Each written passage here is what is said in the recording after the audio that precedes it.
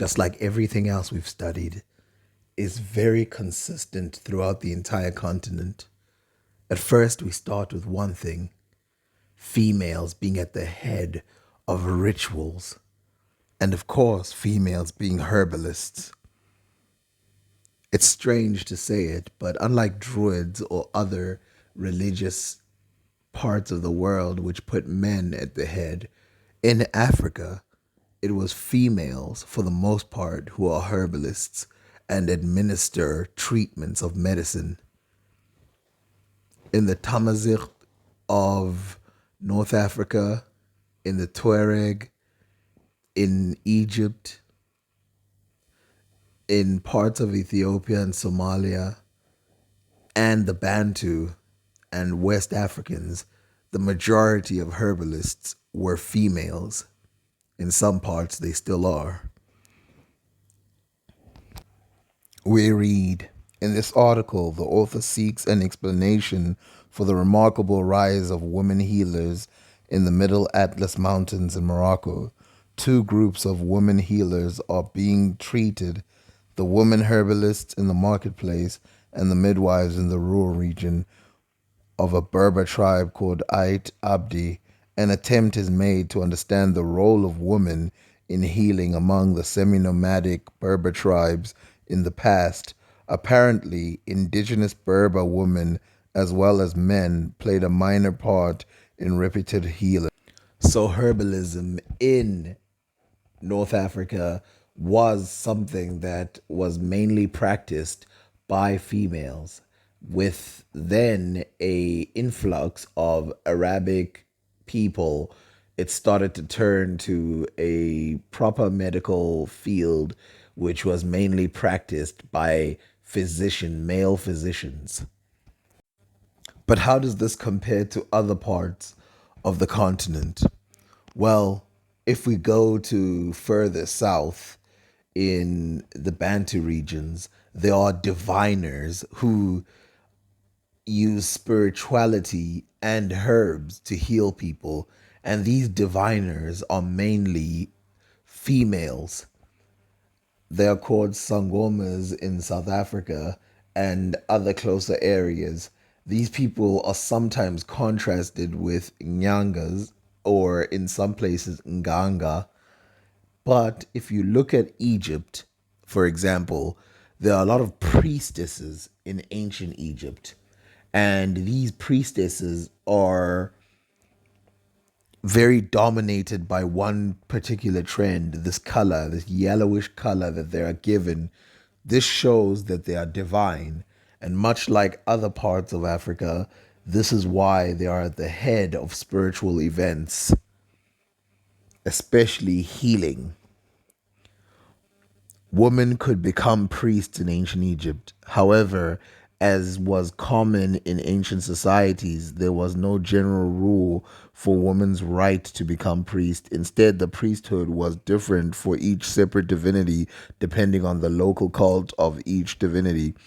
This meant that women could be accepted as priests for a specific divinity in one temple and not accepted in another, as was the case with men.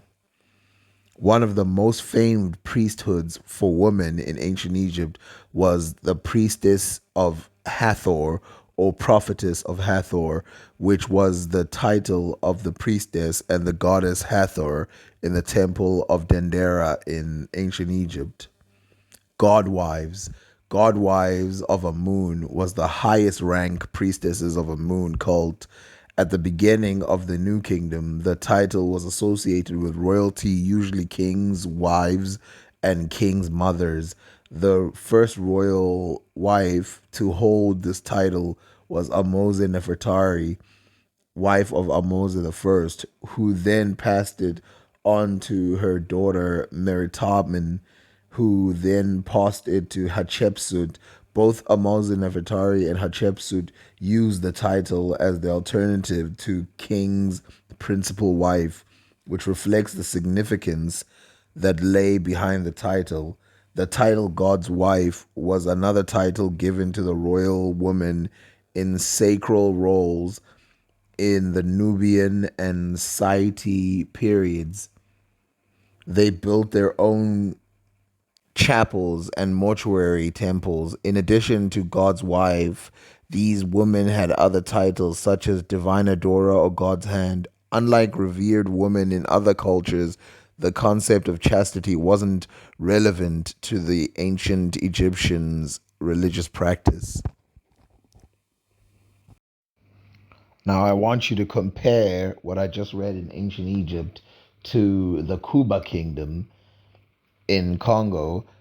It says Kuba religion was focused on the king, and all the ceremonies and royal symbols show religious importance. Kings are very spiritual and they draw all of the Kuba tribes together. The king is called Ngesh, or the nature spirit. He is always surrounded by his wives and servants. The Mwade, or oldest son, is enlightened of all the knowledge, stories, and rules by the highest ranked woman in court.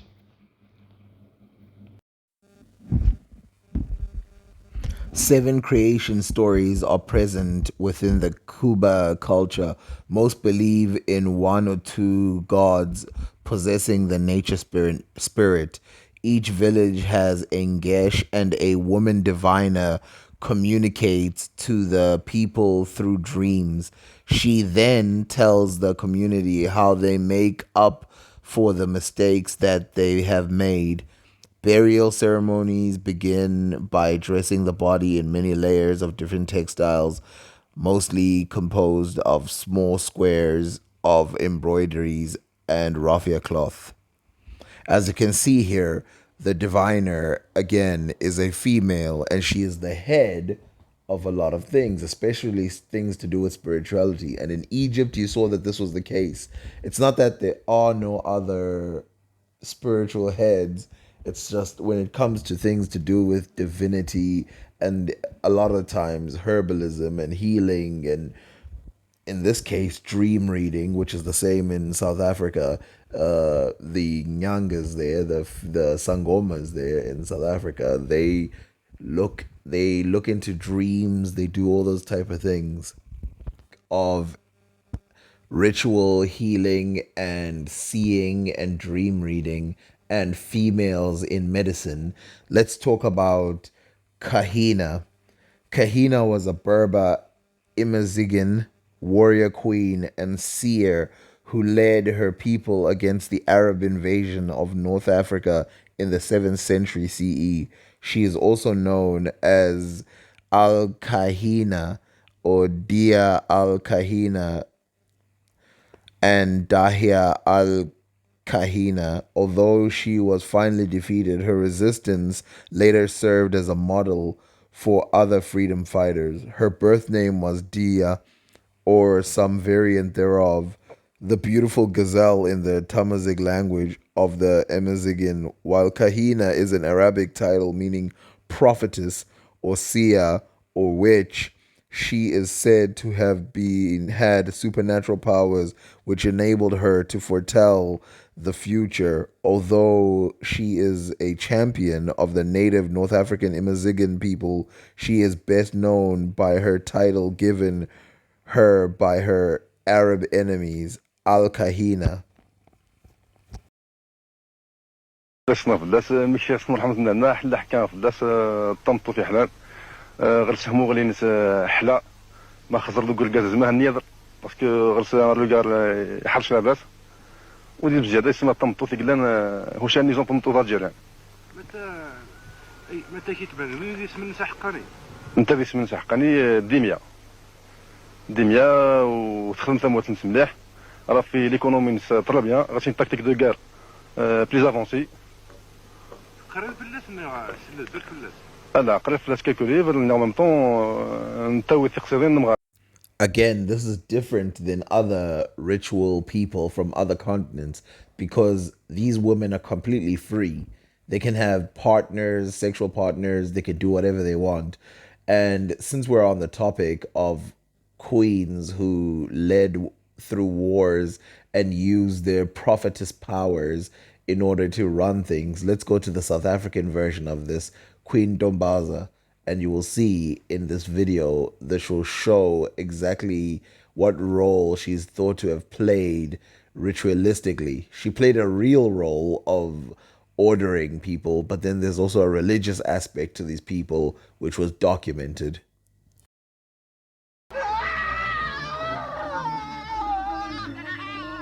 I cannot bring myself to believe the hocus-pocus surrounding the events which supposedly followed. And explanations more practical must be responsible. But so vivid is the myth recounted that once again I feel obliged to set it down. For if you can believe in the concept of power of thought, then undoubtedly this episode will make chilling reading.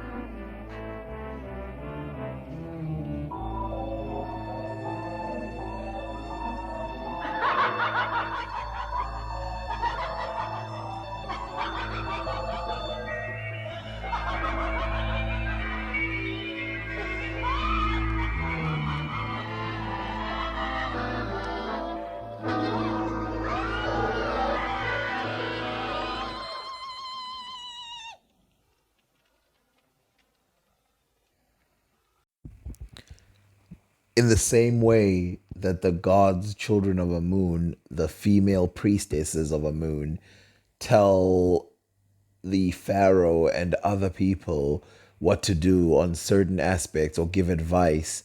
And as you remember in the Zulu kingdom, the Staya, who is the female, also was able to give advice to Shah Zulu. She was a female diviner. And also in ancient Egypt and in the Kuba kingdom, remember we read that there's a diviner, a female, who gives advice to the kingdom based on divinity and dreams to mark the direction of the tribe. And also the Amazigh have the same thing, diviners who decide where to go. Crucial, and this is very important, these women are free. That is a very crucial point. This is not what they did in parts of Israel and stuff where they choose a virgin and she is a captive rather than a free priestess. She is a captive, and a lot of time they'd be taken sexual advantage of. A study was done on medicine herbs from the Kabul people or the Kabul speaking people of Algeria. These native people have their own traditions, and it's not surprising to me that the results are as follows. This ethnobotanical survey was conducted with 46 informants. These informants were chosen among the most well known of the study area for their in depth knowledge about medicinal plants. Women predominate with 63.8% versus 36.2% of men. They belong mostly to the age group 36 to 55 years, 41.5%. A significant number of informants, 49%, are illiterate or primary level education. This is what we're dealing with. Very tribal people of this tribe, and they still have the predominant woman diviners. There's so much more to say about this topic, but let me leave that for part B of this part.